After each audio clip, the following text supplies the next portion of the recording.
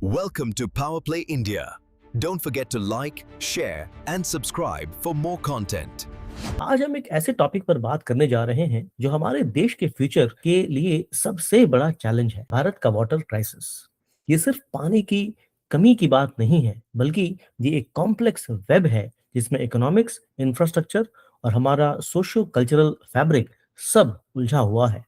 इस वीडियो में हम सिर्फ प्रॉब्लम्स की बात नहीं करेंगे, बल्कि उन स्ट्रक्चरल और हाइड्रो इकोनॉमिक डायमेंशंस को समझेंगे जो डिसाइड करेंगे कि क्या भारत 2026 और उसके बाद वाटर सिक्योर रह पाएगा या नहीं। चलिए आगे देखते हैं। सबसे पहले नंबर्स को देखते हैं दोस्तों, क्योंकि नंबर्स झूठ नहीं बोलते। ग्लोबल लेवल पर भारत की सिचुएशन बहुत ही खराब है। हमारे पास दुनिया की 18% पॉपुलेशन है, लेकिन फ्रेश वाटर रिजर्व्स के नाम पर सिर्फ और सिर्फ 4% हिस्सा है। ये मिसमैच ही हमारे पानी की स्ट्रेस की रूट कॉज है, जड़ है। आज 60 करोड़ लोग एक्सट्रीम वाटर स्ट्रेस फेस कर रहे हैं। नीति आयोग की रिपोर्ट के मुताबिक 21 मेजर सिटीज का ग्राउंड वाटर एग्जॉस्ट यानी खत्म होने की कगार पर है। सबसे चिंता की बात है कि 2030 तक हमारी डिमांड सप्लाई से डबल हो जाएगी। अगर हमने अभी एक्शन नहीं लिया तो ये डिस्पैरिटी एक भयानक सोशल और इकोनॉमिक कोलैप्स में बदल सकती है। दोस्तों, इस टेबल पर जरा ध्यान दीजिए। ये दिखाता है कि कैसे पर कैपिटल वाटर अवेलेबिलिटी तेजी से नीचे गिर रही है। 2021 में लगभग 1486 क्यूबिक मीटर्स थी, जो 2025 तक गिरकर 1341 होने का अनुमान है। 2050 तक हम 1000 क्यूबिक मीटर्स की स्कैरसिटी थ्रेशोल्ड के बहुत ही करीब होंगे। जब अवेलेबिलिटी 1000 से नीचे जाती है तो इसे वाटर स्कैरसिटी माना जाता है। हम वाटर स्ट्रेस्ड कैटेगरी से वाटर स्केर्स कैटेगरी की तरफ बढ़ रहे हैं। नीति आयोग ने इसे भारत के इतिहास का सबसे सीवियर वाटर क्राइसिस कहा है, और ये टेबल उस स्टेटमेंट को वैलिडेट करता है। सिटीज की बात करें तो बेंगलुरु एक क्लासिक केस स्टडी है।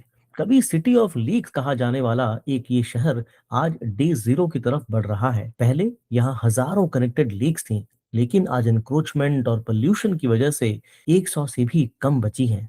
85% लेक्स यूट्रोफिक हो चुकी हैं, मतलब वो रिचार्ज करने लायक नहीं है। बेंगलुरु को पानी देने के लिए कावेरी रिवर से 100 किलोमीटर दूर से पानी पंप करना पड़ता है, जो बहुत ज्यादा एनर्जी कंज्यूम करता है। चेन्नई ने 2019 में डे जीरो देखा था, और अब दिल्ली और बेंगलुरु उसी रास्ते पर हैं। अर्बन प्लानिंग में वाटर रिचार्ज को इग्नोर करना हमारी सबसे बड़ी गलती रही है। पानी का क्राइसिस सिर्फ एनवायरमेंटल इश्यूज नहीं है, ये एक फाइनेंशियल इशू भी है।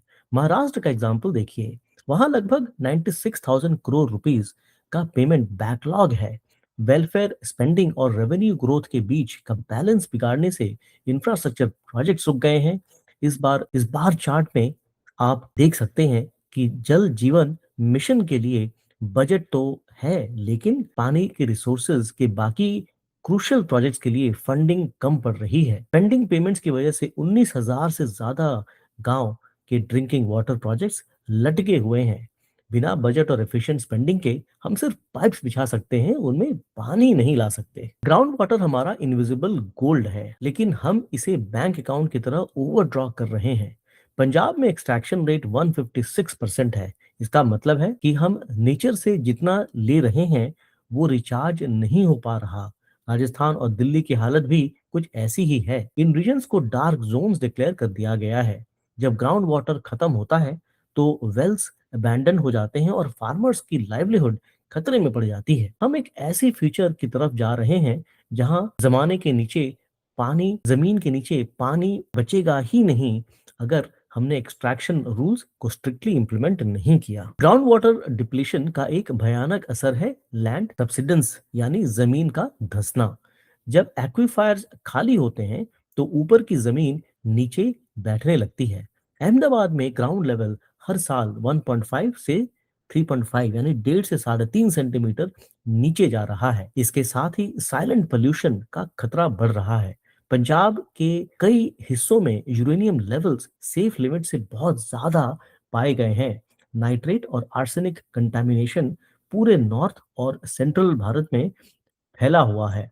ये सिर्फ पानी क्राइसिस नहीं है, ये एक हेल्थ इमरजेंसी है जो करोड़ों की जिंदगी को साइलेंट तरीके से इफेक्ट कर रही है। भारत का 87% ग्राउंड वाटर सिर्फ एग्रीकल्चर में खर्च होता है। हम वाटर गजलिंग क्रॉप्स जैसे राइस और व्हीट पर डिपेंडेंट है, जो मोनोकल्चर को प्रमोट करता है। हमारा फोकस अब क्रॉप डाइवर्सिफिकेशन पर होना चाहिए। डेटा दिखाता है कि डाइवर्सिफाइड क्रॉपिंग से वाटर एफिशिएंसी 118% तक बढ़ सकती है। यहाँ टेक्नोलॉजी का रोल आता है। एआई एग्री स्टैक और ड्रोन इमेजरी से हम रियल टाइम में पानी का यूज ट्रैक कर सकते हैं। हमें किसानों को इंसेंटिव देना होगा ताकि वो पल्सेस और मिलेट्स की तरफ शिफ्ट हों, जो काम पानी में उगती है और सॉइल हेल्थ के लिए भी अच्छी है। लेकिन हर जगह अंधेरा नहीं है। टेक्नोलॉजी हमें उम्मीद देती है। चेन्नई में साउथ ईस्ट एशिया का सबसे बड़ा डिसैलिनेशन प्लांट बन रहा है, जो समुद्र को के पानी को पीने लायक बनाएगा। दूसरी तरफ स्टार्टअप्स जैसे Uravu labs air to water technology पर काम कर रहे हैं। एक नया चैलेंज डेटा सेंटर्स का भी है, जो कूलिंग के लिए मिलियंस ऑफ लीटर्स करोड़ों लीटर्स पानी कंज्यूम करते हैं। हमने अब जीरो लिक्विड डिस्चार्ज यानी ZLD सिस्टम्स को इंडस्ट्रीज के लिए मैंडेटरी करना शुरू कर दिया है। टेक्नोलॉजी और पॉलिसी का ये संगम ही हमारा रास्ता साफ करेगा। पानी का क्राइसिस का सबसे बड़ा बोझ महिलाओं पर पड़ता है। रूरल भारत में 71% हाउसहोल्ड्स में पानी भरने की जिम्मेदारी औरतों की है, जिसमें वो साल के लगभग 200 घंटे खर्च करती हैं। महाराष्ट्र के कुछ गांवों में वाटर वाइफ्स का एक भयानक रिवाज सामने आया है, जहां मर्द दूसरी या तीसरी शादी सिर्फ इसलिए करते हैं ताकि घर में पानी भरने के लिए ज्यादा लोग हों। ये एक मेजर ह्यूमन राइट्स इशू है। लेकिन पॉजिटिव साइड पर जल सहेली जैसे ग्रुप्स अब लोकल वाटर रेस्टोरेशन को लीड कर रहे हैं। एम्पावरमेंट और वाटर मैनेजमेंट साथ साथ चलने चाहिए। दोस्तों, कंक्लूजन में बात करते हैं पॉजिटिव स्टेप्स की। जल जीवन मिशन ने रूरल भारत में बड़ा बदलाव लाया है। आज 70% कवरेज हो चुकी है, जिससे वाटर बोर्न डिजीज काफी कम हुए हैं। लेकिन चैलेंज अभी खत्म नहीं हुआ। हमने टैप्स तो दे दिए, लेकिन नॉन रेवेन्यू वाटर यानी लीकेज को रोकना अभी भी एक बड़ी चुनौती है। लीकेज की वजह से हम पर हर साल 24,000 करोड़ रुपए का नुकसान झेलते हैं। फ्यूचर डिसेंट्रलाइज्ड है। हमें community lead rain water harvesting और वाटर रिसाइकलिंग को हर घर तक पहुंचाना होगा। वाटर सिक्योरिटी सिर्फ सरकार की नहीं, हम सबकी कलेक्टिव रिस्पॉन्सिबिलिटी है। दोस्तों, इसके साथ ही पावर प्ले इंडिया का ये एपिसोड समाप्त करते हैं। हमें देखने के लिए बहुत बहुत धन्यवाद। इस वीडियो को लाइक, शेयर और सब्सक्राइब जरूर करें और हमसे ऐसे ही जुड़े रहिए। हम जल्द दोबारा मिलेंगे। तब तक के लिए जय हिंद, जय Bharat. Welcome to Power Play India. Don't forget to like, share, and subscribe for more content.